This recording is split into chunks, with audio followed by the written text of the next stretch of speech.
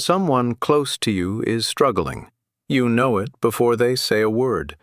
You hear it in the slight change in their voice. You feel it in the pause before they answer. You see it in the way they're holding themselves today.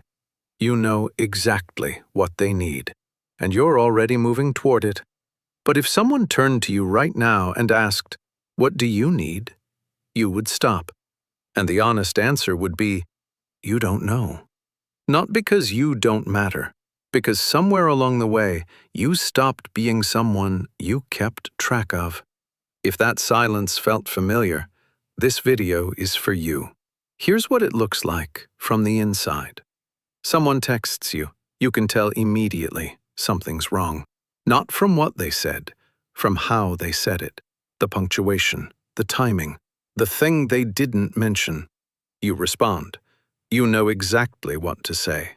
You hold space for them without being asked. You check in the next day, and the day after. And then someone asks you how you're doing. And you feel nothing. Not nothing as in fine, nothing as in blank. Like the question landed somewhere empty. You say I'm okay, or just tired, or honestly I'm not sure, and even as you say it, you're not quite sure what you mean. You know what your best friend needs right now. You know what your partner needs before they ask. You know what the room needs when things get tense. But what do you need? The question feels almost foreign, like being asked for directions to a place you've never been. Here's what's happening. Psychologists call this external attunement, an extraordinarily developed ability to read other people's emotional states. You are attuned to everyone around you, their moods, their needs, their unspoken signals. And this isn't an accident. It's a skill that was built, carefully, over years, in an environment that required it. You didn't develop this because you're weak. You developed it because you needed to. The problem isn't that you're too focused on others. The problem is that in all that outward attention, the signal for your own needs got quieter and quieter until you stopped hearing it at all. But here's where it started. This doesn't happen to people who grew up in environments where their needs were regularly seen and met. It happens to people who grew up where paying attention to others was necessary for safety, where someone's mood could shift the whole atmosphere, where knowing what someone needed before they asked was how you stayed one step ahead of the tension, where your needs, when you did express them, were met with inconvenience, or silence, or the sense that you were asking for too much. So your nervous system made an adjustment. It turned the volume down on your own internal signals, not because they didn't matter, but because acting on them didn't feel safe. And it turned the volume up on everyone else, because reading the room was how you stayed safe, how you prevented conflict, how you kept the people you needed from pulling away. Your needs didn't disappear. They just went underground. And over time, the internal signal got so quiet that now when someone asks what you need, you genuinely can't find it. Not because it isn't there, because you've been trained to look everywhere except inward. But here's what this means about you. The ability to feel what someone else is feeling, to know what they need before they say it, to hold space without being asked, that is one of the rarest and most valuable things a person can have. The people in your life feel seen by you in a way they rarely feel seen by anyone. That's not nothing. That's everything to the people you love. The problem isn't that you give too much. The problem is that you've excluded yourself from the circle of people you're allowed to give to. And here's what that costs you. When you don't know what you need, you can't ask for it. When you can't ask for it, you don't receive it. And when you don't receive it, you keep giving from a place that's running empty. You show up for everyone. You hold everyone. You see everyone.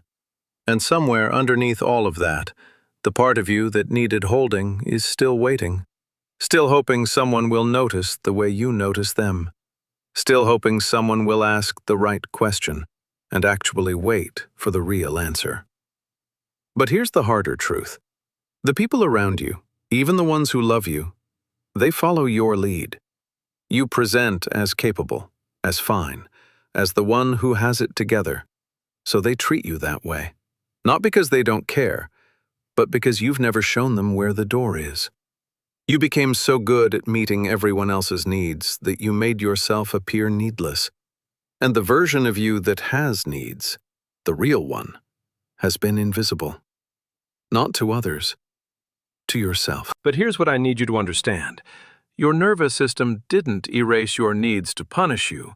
It did it to protect you. In an environment where having needs created problems, the safest thing to do was to stop noticing them, to focus outward, to be useful, to be the one who gives rather than the one who asks. That kept you safe. It kept the peace. It kept the people you needed from pulling away. Your nervous system loved you in the only way it knew how, by making you invisible to danger, by making you invisible to yourself. But here's what that protection is costing you now. You cannot keep giving from empty.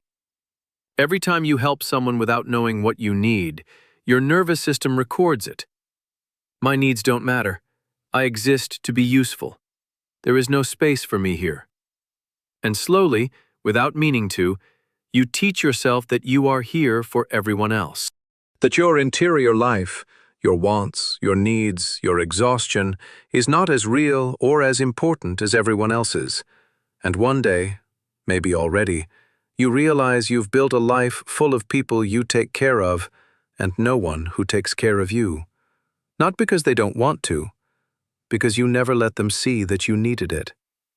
So where do you start? Not with a big declaration, not with suddenly asking for everything you never asked for. With one question, once a day. Not, what do I need to do today? What am I actually feeling right now? That's it.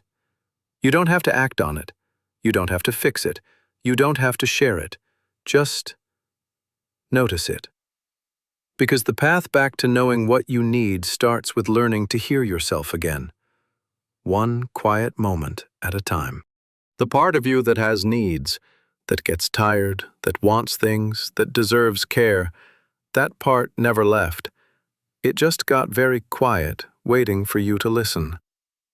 We see you, not the version that takes care of everyone, the one underneath, who has been waiting for someone to ask what she needs, and mean it.